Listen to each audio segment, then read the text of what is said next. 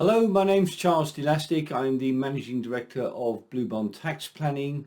We've been inheritance tax specialists for more than 18 years and have helped hundreds of clients save millions of pounds on their inheritance tax planning. So today's video is around something called excluded property trusts, which are aimed mainly at people who are non-domiciled in the UK for IHT purposes, who are not yet domiciled. In other words, they're likely to stay in the UK long term, but they haven't been here 15 out of 20 years, or the children of people who are non-domiciled, who are likely to be left assets, but those children are living in the UK.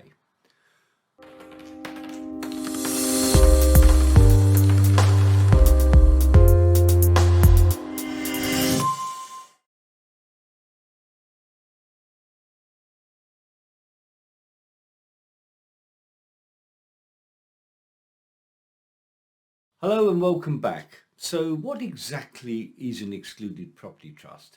It's basically a trust that is set up by people who are not domiciled in the UK. In other words, they live abroad, they weren't born abroad, their parents weren't born in the UK, they were born abroad, and they've also got significant assets offshore that are not in the UK.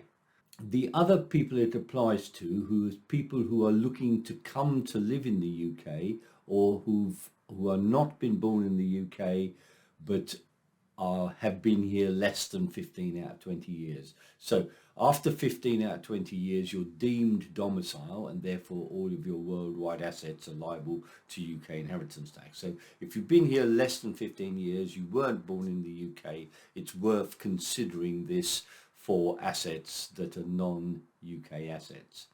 So what are the main uses of this particular kind of trust? It's for parents whose children are going to be domiciled because they are resident in the UK. So even before the assets are left to the children.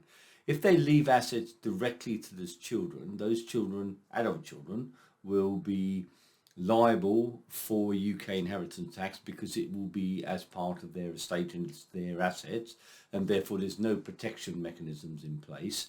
They'll also be liable for all UK taxes in the normal way as if the people owned them outright, which they would do if you left them to do directly. However, if an offshore person leaves assets to their UK resident children using an excluded property trust, so it can even be done via a will, those assets will not be liable to any UK taxes. So if they leave it to a UK trust, it's then liable potentially to the 10-year periodic charges that arise on the value that exceeds the nil rate band at the time. So an excluded property trust doesn't even have that limitation. Then if people, assign via their wills, for instance, or during lifetime, assets into an excluded property trust, those assets are effectively outside of the UK jurisdiction.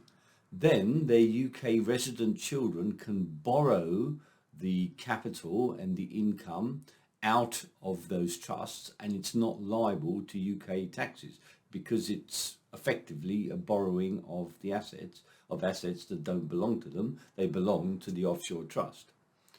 So during their lifetime, borrowing the capital obviously protects the assets against divorce, because in the event of divorce, the trustees would reclaim the capital back into the trust, and the day after the divorce is settled, it would pay it out again to the relevant children.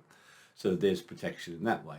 Also, the assets could just be left offshore and invested in offshore assets and grow offshore, and then not liable to UK taxes. And of course the children can borrow income streams from that offshore asset with no tax to pay. So on death, all the money borrowed by the UK resident children is then repaid to the excluded property trust, thus avoiding inheritance tax arising on all that children. So you could imagine that somebody could borrow several £100,000 during their lifetime. On death, the entire borrowing is paid back to the excluded property trust, and then the grandchildren of the original settlers of the trust are not liable to UK inheritance tax. So you can see some fairly significant savings here. Now, an excluded property trust is also highly relevant for people who are going to become domiciled in the UK. So you were living abroad, you weren't domiciled, you weren't born here, you then come to the UK, you think, right, I'm going to live here from now on. You should place your assets into an excluded property trust before you've been here 15 years. Now, in the case of a husband and wife where one is non-dom, you could effectively transfer assets from one spouse to another, then effectively put it into an excluded property trust, then you get all the benefits.